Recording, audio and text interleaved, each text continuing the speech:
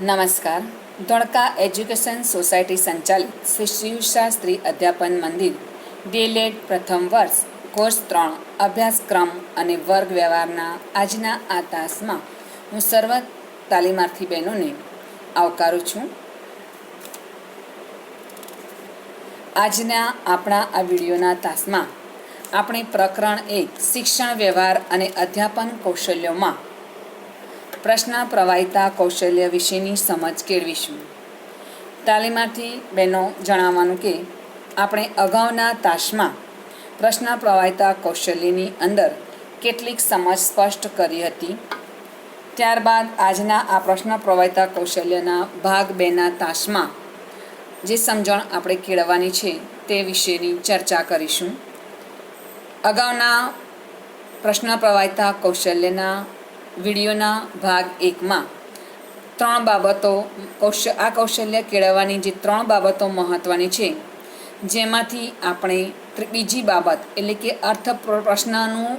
પ્રશ્નનું સ્વરૂપ અર્થપૂર્ણ હોવું જોઈએ. એટલે કે અર્થપૂર્ણ પ્રશ્નો કોને કહેવાય?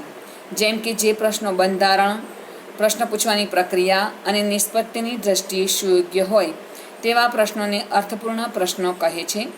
જેમાં આપણે પ્રશ્નોનું બંધારણ એટલે એ વિભાગ વિશેની સમજ કેળવી. બીજું હતું પ્રશ્ન પૂછવાની પ્રક્રિયા એટલે જેને આપણે બી વિભાગ નામ આપ્યું છે તે વિશેની સમજણ કેળવી હતી. હવે આ ભાગ 2માં નિષ્પત્તિની દ્રષ્ટિએ પ્રશ્નો સુયોગ્ય હોવા જોઈએ. એટલે કે નિષ્પત્તિ એટલે પરિણામની દ્રષ્ટિએ એટલે કે આપણે જે પ્રશ્ન પૂછીએ તેના અનુસંધાનમાં આપણને યોગ્ય પરિણામ પ્રાપ્ત થાય, અપેક્ષિત પ્રશ્નોના ઉત્તર પ્રાપ્ત થાય અને વિષય વસ્તુ વિદ્યાર્થીને યોગ્ય રીતે સમજી ગયો છે કે નહીં તેની આપણને સંતોષકારક એવી શિક્ષણ પ્રવૃત્તિ પ્રાપ્ત થાય તેવા પ્રશ્નોનું સ્વરૂપ અર્થપૂર્ણ હોવું જોઈએ. તે વિશેની સમજ આપણે આ વિડીયોના ભાગ 2માં કેળવીશું. કેવા પ્રશ્નો ન પૂછાય? નિષ્પત્તિની દ્રષ્ટિએ સુયોગ્ય ન હોય તેવા પ્રશ્નો વર્ગખંડની અંદર પૂછવા જોઈએ નહીં. શિક્ષણ પ્રક્રિયામાં વિદ્યાર્થીઓને વિચાર કરવામાં મદદરૂપ બને તેવા પ્રશ્નો પૂછવા. જે પ્રશ્નો વિદ્યાર્થીઓને વિચાર કરવામાં મદદરૂપ બનતા નથી તેમની કોઈ ફલશ્રુતિ નથી. કોઈ ફલશ્રુતિ ન હોય તેવા પ્રશ્નો નીચે મુજબ છે, પરંતુ ફલશ્રુતિ અર્થાત પરિણામ જેના અંતે આપણને કોઈ ફળની પ્રાપ્તિ ન થાય તેવા પ્રશ્નો. તો ફલશ્રુતિના સંદર્ભમાં આપણે સમજીએ તો હંમેશા શિક્ષકે વિદ્યાર્થીને તેવા પ્રશ્નો પૂછવા જોઈએ જે વિદ્યાર્થીઓને વિચાર કરવામાં મદદરૂપ બને, નહીં કે તેવા પ્રશ્નો જે વિદ્યાર્થીને વિચાર કરવામાં અડચણરૂપ બને. અને આવા વિદ્યાર્થીઓને વિચાર કરવામાં મદદરૂપ બનતા નથી એટલે કે યોગ્ય પરિણામ પ્રાપ્ત થતું નથી. નિષ્પત્તિની દ્રષ્ટિએ કે ફલશ્રુતિની દ્રષ્ટિએ જે યોગ્ય ન હોય તેવા પ્રશ્નો પૂછવા ન જોઈએ. તો આવા પ્રશ્નો નીચે મુજબ છે. પહેલું છે હા કે નામાં ઉત્તર આપે તેવા પ્રશ્નો. બીજું છે સૂચનશીલ પ્રશ્નો. ત્રીજું છે અટકળ પોષક પ્રશ્નો. ચોથું છે સમર્થન પ્રશ્નો. પાંચમું છે પડઘા પ્રશ્નો. છઠ્ઠું છે કઠિન અને અસ્પષ્ટ પ્રશ્નો. ચાલો તાલીમાર્થી બહેનો, હવે આપણે એક પછી એક ક્રમિક રીતે આ નિષ્પત્તિની દ્રષ્ટિએ સુયોગ્ય ન હોય તેવા પ્રશ્નો વિશે સમજ કેળવીએ. પહેલું છે હા કે નામાં ઉત્તર આપે તેવા પ્રશ્નો. હા કે નામાં ઉત્તર આપે તેવા પ્રશ્નોમાં વિદ્યાર્થીઓએ કંઈ વિચારવાનું હોતું નથી. નીચેના ઉદાહરણો આપણે જોઈએ. આ પ્રશ્નના ઉત્તરો હા કે નામાં આવે છે તેવા ઉત્તરો આપવામાં વિદ્યાર્થી કંઈ વિચારવાનું રહેતું નથી, કારણ કે આવા પ્રશ્નો માત્ર વિગતલક્ષી જ હોય છે. દાખલા તરીકે આપણે પ્રશ્ન જોઈશું. પહેલો પ્રશ્ન, કેરી ખાટી છે? હા કે ના? શું દાંડી કૂચ ભવ્ય હતી? જવાહરલાલ નહેરુ ભારતના પ્રથમ વડાપ્રધાન હતા? સ્ટેનલેસ સ્ટીલ ઉપયોગી મિશ્ર ધાતુ છે? આવા પ્રશ્નો પૂછવાનું ટાળવું. ક્યારેક હામાં ઉત્તરવાળો પ્રશ્ન પૂછવો અનિવાર્ય હોય તો તે પછીને તેને લગતા પૂરક પ્રશ્નો પૂછવા. દાખલા તરીકે આસામમાં ચા સૌથી વધુ થાય છે? હા કે નામાં પ્રકારનો પ્રશ્ન છે. શા માટે ત્યાં સૌથી વધુ ચા થાય છે? તો ઉપરના પ્રશ્નોને લગતો પૂરક પ્રશ્ન છે આ. તો તાલીમાર્થી બહેનો, અહીંયા તમે ફરી એકવાર આપણે સમજ કેળવીશું કે દાખલા તરીકે આસામમાં ચા સૌથી વધુ થાય છે, ત્યારે બાળક હામાં ઉત્તર આપે, પરંતુ તેના પછી તરત જ એનો પૂરક પ્રશ્ન પૂછવો કે શા માટે ચા સૌથી વધુ ત્યાં થાય છે. તો આવા પ્રશ્નોના અંતર્ગત જ હા કે નામાં પ્રશ્ન પૂછવા, અન્યથા તેવા પ્રશ્ન પૂછવાનું ટાળવું. ત્યારબાદ છે સૂચનશીલ પ્રશ્નો. બીજો પ્રકાર છે સૂચનશીલ પ્રશ્નો. સૂચનશીલ પ્રશ્નો પણ વિચાર કરવામાં ઉપયોગી બનતા નથી. તેની કોઈ ફલશ્રુતિ હોતી નથી, અર્થાત તે નિષ્પત્તિની દ્રષ્ટિએ યોગ્ય હોતા નથી. અહીંયા એક બીજું ઉદાહરણ જોઈએ. શિક્ષક કાપા પરની રેખાખંડની આકૃતિ દોરે છે. આ આકૃતિ રેખાની છે કે રેખાખંડની છે? વિદ્યાર્થી, રેખાખંડની આકૃતિ છે. શિક્ષક રેખાખંડના એક છેડે કિરણનું નિશાન કરીને, હવે આ આકૃતિને કિરણ કહીશું કે રેખા? વિદ્યાર્થી, કિરણ કહેવાય. આ પ્રસંગમાં જોઈ શકશો કે શિક્ષક જે પ્રશ્ન પૂછ્યો છે તેમાં જ જવાબ સૂચવેલો છે. આ પ્રકારના પ્રશ્નોને સૂચનશીલ પ્રશ્નો કહે છે. શિક્ષકે સૂચનશીલ પ્રશ્નોનો ઉપયોગ કરવાનું બને ત્યાં સુધી ટાળવું, અર્થાત જે તે પ્રશ્નનો જવાબ સમાઈ જ ગયો હોય તેવા પ્રશ્નો બાળકને પૂછવા નહીં. તેવા પ્રશ્નો પૂછવાનું તમારે ટાળવાનું રહેશે. ત્યારબાદ છે અટકળ પોષક પ્રશ્નો. અટકળ પોષક પ્રશ્નોના ઉત્તરો વિદ્યાર્થીઓ અટકળથી આપવા પ્રયત્ન કરે છે. આ પ્રકારના પ્રશ્નોની પણ ફલશ્રુતિ કંઈ હોતી નથી, એટલે કે તેનું યોગ્ય પરિણામ આપણને પ્રાપ્ત થતું નથી. ચાલો આપણે તેનું ઉદાહરણ જોઈએ. શિક્ષક, 21મી સદીના પ્રારંભમાં ભારતની વસ્તી કેટલી થઈ? વિદ્યાર્થી, 90 કરોડની. શિક્ષક, ના.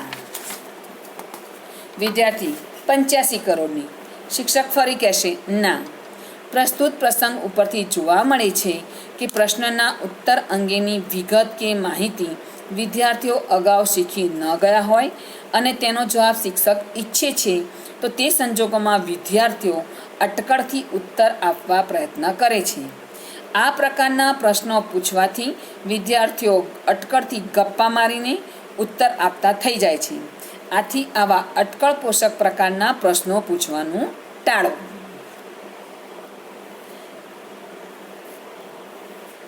ત્યારબાદ છે સમર્થન પ્રશ્નો.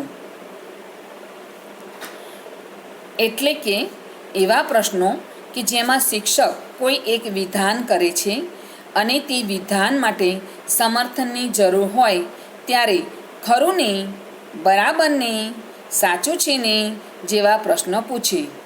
દાખલા તરીકે આપણે બીજું ઉદાહરણ લઈએ સમર્થનશીલ પ્રશ્નોનું. શિક્ષક પ્રશ્ન પૂછે છે, પાણીને જંતુમુક્ત કરવા તેમાં ક્લોરીન વાયુ પસાર કરવામાં આવે છે, ખરું ને? વિદ્યાર્થી, હાજી. શિક્ષક, તમે સાચા છો. આવા સમર્થન પ્રશ્નો વિદ્યાર્થીઓને વિચારતા કરવામાં મદદરૂપ થતા નથી, તેથી તેવા પ્રશ્નો પૂછવાનું ટાળવું.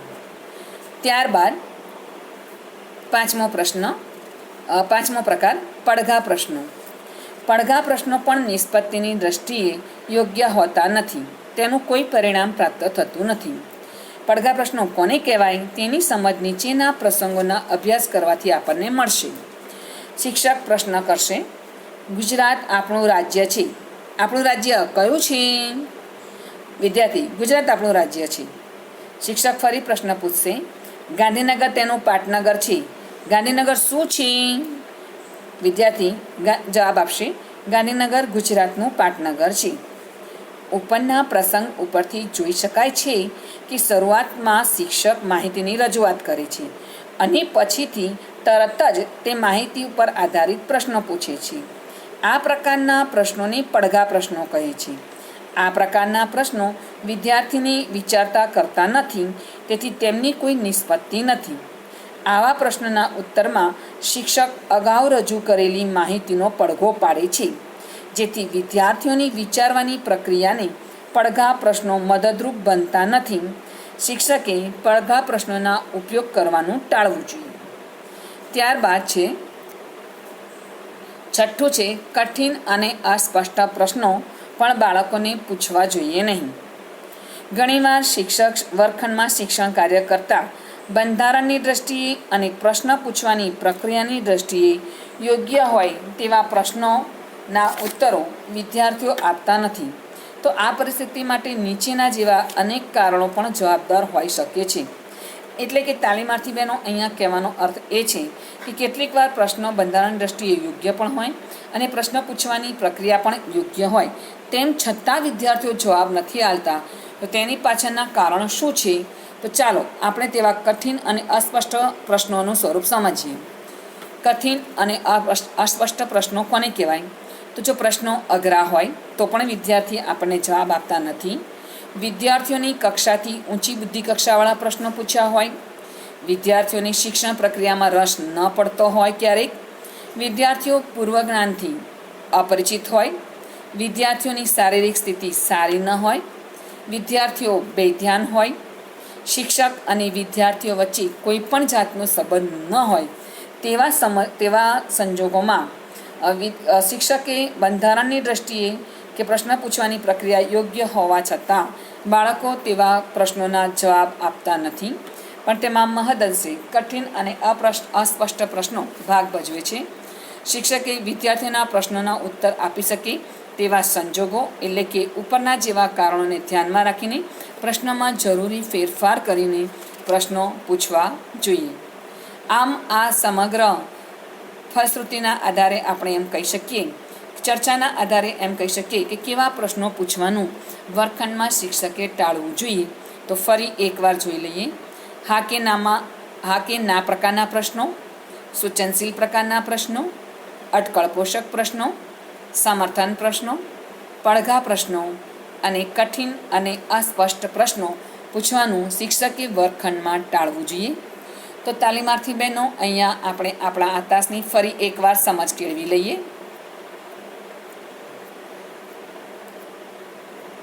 મેં તમને અગાઉ કહ્યું તેમ આપણે અગાઉના તાસમાં બંધારણની દ્રષ્ટિએ અને પ્રશ્ન પૂછવાની પ્રક્રિયાની દ્રષ્ટિએ યોગ્ય હોય તેવા પ્રશ્નો વિશેની માહિતી આપી હતી. જે માહિતી આપણે પ્રશ્ન પ્રવાહિતા કૌશલ્યના ભાગ 1માં આપી હતી. પ્રશ્ન પ્રવાહિતા કૌશલ્યના ભાગ 2ના વિડીયોના આ પાઠમાં આપણે નિષ્પત્તિની દ્રષ્ટિએ, ફલશ્રુતિની દ્રષ્ટિએ કે પરિણામની દ્રષ્ટિએ બધા અર્થ એકના એક જ છે. તો આપણે જોઈશું કે સી વિભાગ એટલે નિષ્પત્તિની દ્રષ્ટિએ યોગ્ય હોય તેવા પ્રશ્નો વિશેની સમજ આપણે પ્રશ્ન પ્રવાહિતા કૌશલ્યના આ ભાગ 2માં કેળવી, જેમાં નિષ્પત્તિની દ્રષ્ટિએ સુયોગ્ય હોય તેવા પ્રશ્નો એટલે કે કેવા પ્રશ્નો ન પૂછવા જોઈએ તે વિશે આપણે આ 6 પ્રકાર તમે જોયા. જેમ કે હા કે નામાં ઉત્તર આપે તેવા પ્રશ્નો ન હોવા જોઈએ. બીજું, સૂચનશીલ પ્રશ્નો ન પૂછવા જોઈએ. ત્રીજું, અટકળ પોષક પ્રશ્ન ન પૂછવા જોઈએ. સમર્થનશીલ પ્રશ્નો પણ બાળકને ન પૂછવા જોઈએ. પડઘા પ્રશ્નોનું સ્વરૂપ કેવું છે તે વિશેની સમજ કેળવી. કઠિન અને અસ્પષ્ટ પ્રકારના પ્રશ્નો ન પૂછવા જોઈએ. તો આમ કેવા પ્રશ્નો ન પૂછાય તેવા પ્રશ્નોના જવાબમાં તમારે આ 6 પ્રકાર તાલીમાર્થી બહેનો દર્શાવવાના રહેશે. આમ તમે પ્રશ્ન પ્રવાહિતા કૌશલ્યના વિડીયોના ભાગ 1 અને 2માં પ્રશ્ન પ્રવાહિતા કૌશલ્યની સંપૂર્ણ સમજ કેળવી ચૂક્યા હશો. નમસ્કાર, અસ્તુ. ફરી મળીશું બીજા એક કૌશલ્યની સમજ સાથે.